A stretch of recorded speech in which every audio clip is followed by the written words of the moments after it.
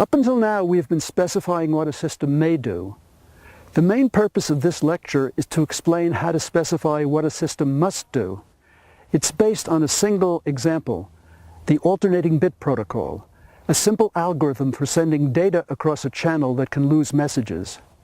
In part 1, we specify what the protocol should do.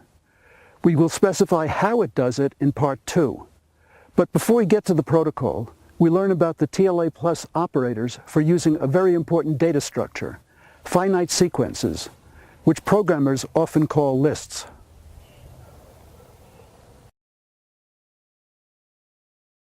Finite sequence is just another name for tuple. So this tuple is a sequence of length 3. Remember that this tuple is typed like this, where the angle brackets are typed double less than and double greater than. A sequence of length n is a function whose domain is the set of integers from 1 through n.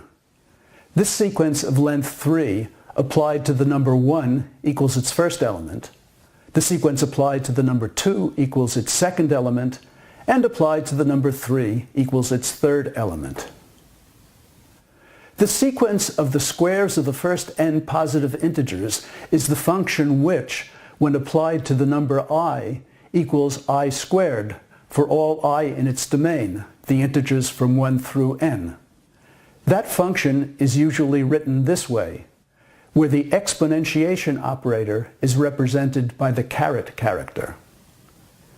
The standard sequences module defines some useful operators on finite sequences. The tail of a non-empty sequence equals the sequence obtained by chopping off its first element. And since it would be funny to have a tail without a head, we call the first element its head. The concatenation operator, which we type \lowercase o, concatenates two sequences, as in this example. Any non-empty sequence is the concatenation of the one-element sequence containing only its head with its tail. The append operator appends an element to the end of a sequence. The operator len applied to a sequence equals the sequence's length. Note that the domain of a sequence is the set of integers from 1 to the sequence's length. Note also that 1, 0 is the empty set, which is the domain of the empty sequence. The seq operator applied to a set equals the set of all finite sequences formed from the elements of that set. For example, seq applied to the set containing the single element 3 equals this infinite set of sequences. For later use, let's now define the remove operator. So remove of I-seq is the sequence obtained by removing the ith element of the sequence seq. The length of remove of I-seq should be 1 less than the length of seq. So remove of I-seq should be defined like this to be a function whose domain is the set of integers from 1 to the length of seq minus 1. We just have to fill in the ... A little thought shows that the definition should be this. Well, a little thought when you're more used to writing specs. It might be a lot of thought now. So we should check this definition. Here's how. Create a new spec with this body, which you can copy from the web page.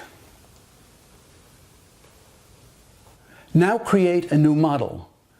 The model's model overview page will show that there are no behaviors to be checked. TLC can still check assumptions. On the model checking results page, enter an expression to check, such as this one. Run TLC on the model. TLC will compute the value of the expression. In this case, checking that remove has the right value for these arguments. You can evaluate a constant expression on any model, with or without a behavioral spec. The Cartesian product. For any sets S and T, their Cartesian product S cross T equals the set of all pairs AB with A in S and B in T. That set can also be written like this. The cross operator is typed \X. Stop the video and let TLC compute this 6-element set. Now see what happens if you remove the parentheses. You get an error because this is how that expression is parsed. The cross product of 3 sets is the obvious set of triples, and so on for the cross product of any number of sets. In the alternating bit protocol, we abbreviate alternating bit as AB. In the AB protocol, a sender A sends a sequence of data items to a receiver B. Let's suppose for now that those data items are strings. Here's an obvious way to represent this. The states of A and B are represented by 2 variables, A_var and B_var. They're initially set to some default value, say the empty string. If A wants to send a string, say the string Fred, it sets A_var to that value. B must eventually receive that string by setting B_var equal to it. A chooses a new value, say Mary, which it sends, and B receives, and so on.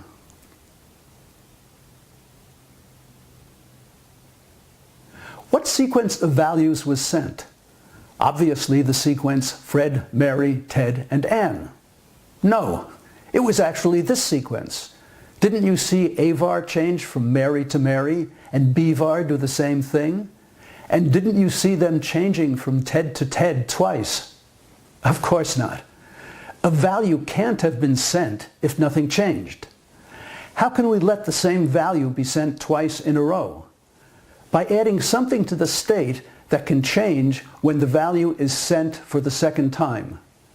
We could add a variable clock and let the value in A_var be sent again when the value of clock changes.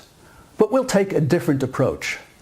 We'll let the values of A_var and B_var be ordered pairs, the first element of which is the value being sent, and the second element is a 1-bit value that is changed when a value is chosen. So we can send this sequence of values like this.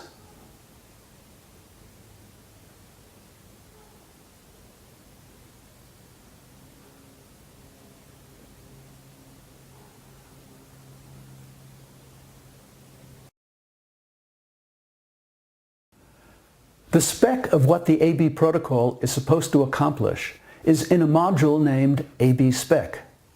As usual, it extends the integers module, and it declares the constant data, which is the set of all values that can be transmitted. We declare the spec's 2 variables and the type correctness invariant, asserting that both variables are pairs whose first element is in the set data and whose second element is either 0 or 1. It's convenient to define vars to be the tuple of all variables. The initial state formula asserts that A_var can equal any pair whose first element is in data and whose second element is 1, and B_var must equal A_var. We're going to define A to be the action in which the sender A chooses a new value to send, and we're going to define B to be the action in which the receiver B receives a value. The next state action permits an A step or a B step. And here's the complete spec. Remember that vars was defined to be the tuple of all variables. Now for the definition of action A. The action can be taken when A_var equals B_var. The new value of A_var is a pair that can have any data value as its first component and whose second component is the complement of A_bar's original second component. A programmer might write that complement this way. A mathematician might write it this way, where percent is the modulus operator used in many programming languages. TLC will show you how it's defined for negative arguments. We'll write it like this, the way a bright child might. The action leaves B_var unchanged. We now define action B, in which a message is received. A B step can be taken when the values of A_var and B_var are unequal.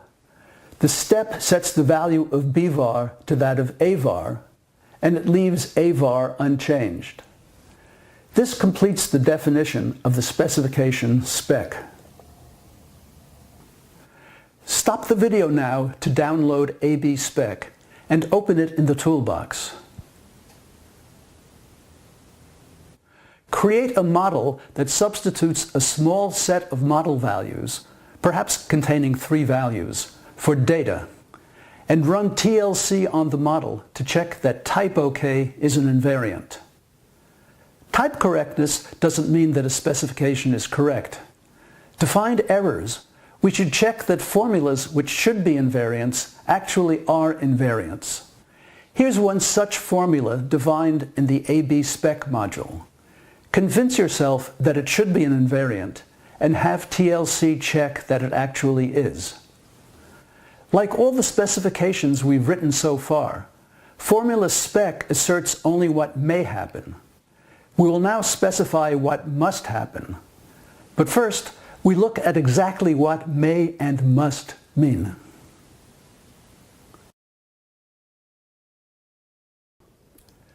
A safety formula is a temporal formula that asserts only what may happen.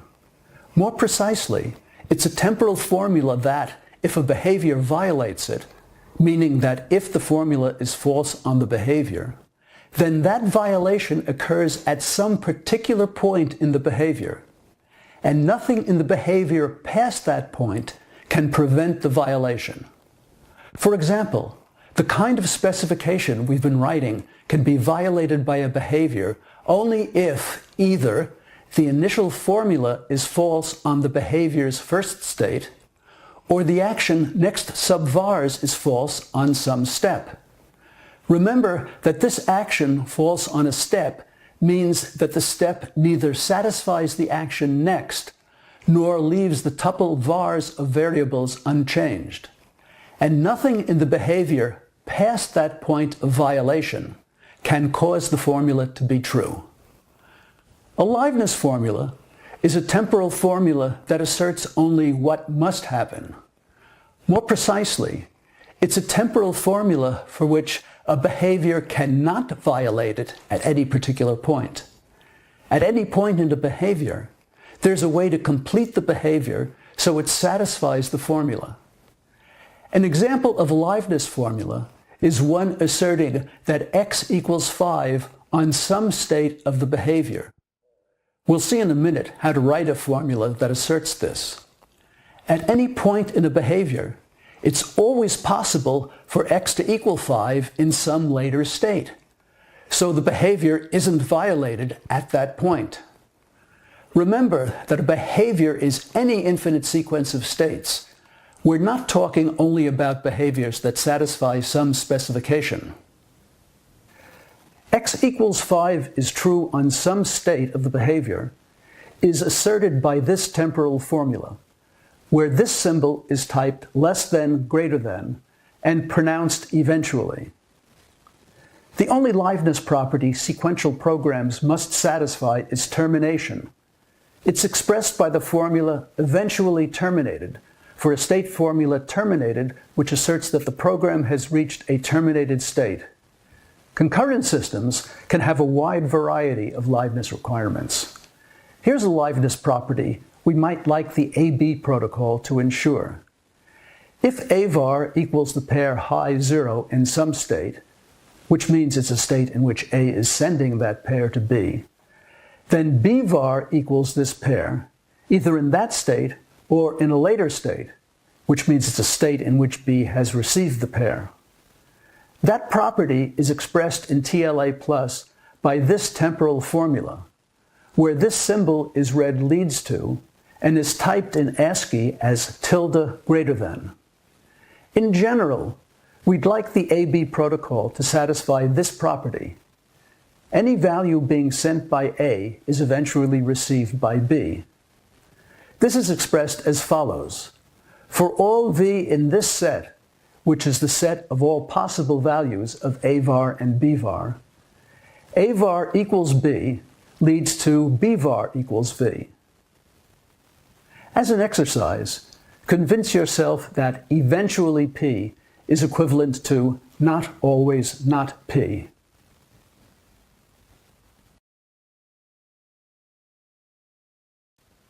Enabled. Let A be an arbitrary action. A is said to be enabled in a state S if and only if there is some next state T such that A is true on the step from S to T. Instead of saying A is true on the step S to T, we often say that S to T is an A step. As an example, remember action A of AB spec, which is defined like this. For it to be enabled, the first conjunct must be true.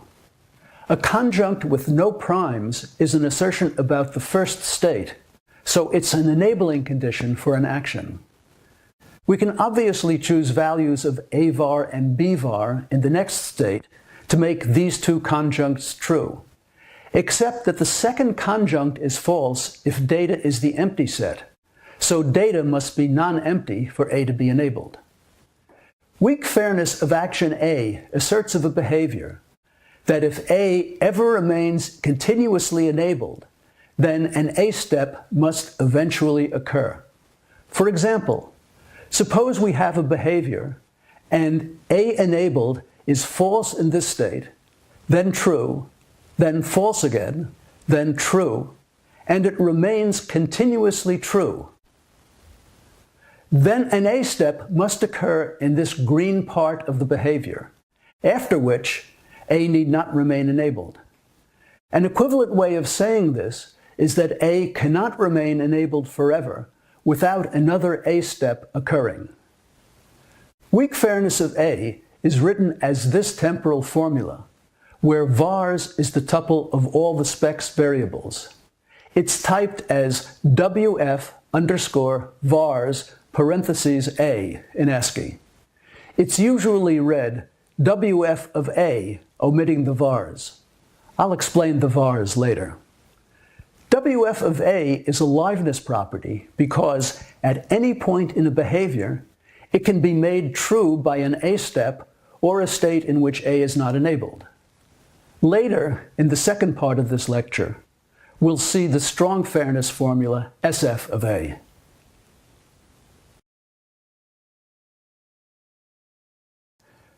A TLA plus spec with liveness is written in this form, where fairness is a conjunction of one or more WF and/or SF of A formulas, and each A is a subaction of next, which means that every possible A step is a next step. Module AB defines fair spec to be this specification, where WF of next asserts that a behavior keeps taking next steps as long as next is enabled, which means as long as the system is not in a deadlocked or terminated state. And the safety part of the spec implies that such a state cannot be reached. So the behavior must keep taking next steps, with A sending and B receiving values forever. Clone the model you've created for AB spec. For liveness checking, your model must not have any symmetry set. If it does, change it. Set its behavior spec to fair spec. Have TLC check that fair spec satisfies this liveness property, which we looked at before. You can copy it from the web page. Here's another possible high-level spec of the AB protocol, which has this fairness requirement. Action B is enabled when the sender has sent a value that hasn't been received, and it remains enabled until a B step occurs. This spec requires every sent value to be received, but allows the sender to stop sending at any time. Here's an exercise for you. Explain why these two formulas are equivalent when init, next, and so on are defined as they are in module AB spec, and use TLC to check that they really are equivalent. Here's what that vars subscript is all about. Remember our definition of weak fairness of an action A. WF of A actually means weak fairness of the action A and vars prime not equal to vars. A step of that action is a non-stuttering A step. We add the non-stuttering requirement because it makes no sense to require a stuttering step to occur, since there's no way of telling whether it did. You now know what the AB protocol is supposed to do, but you still don't know how it does it. And what is this mysterious strong fairness? Tune in to the second exciting part of this lecture to find out. Meanwhile, you'll be happy to learn that sequences are the last of the commonly used TLA plus data types that you need to know. And you've seen almost all of the built-in TLA plus operators on those data types.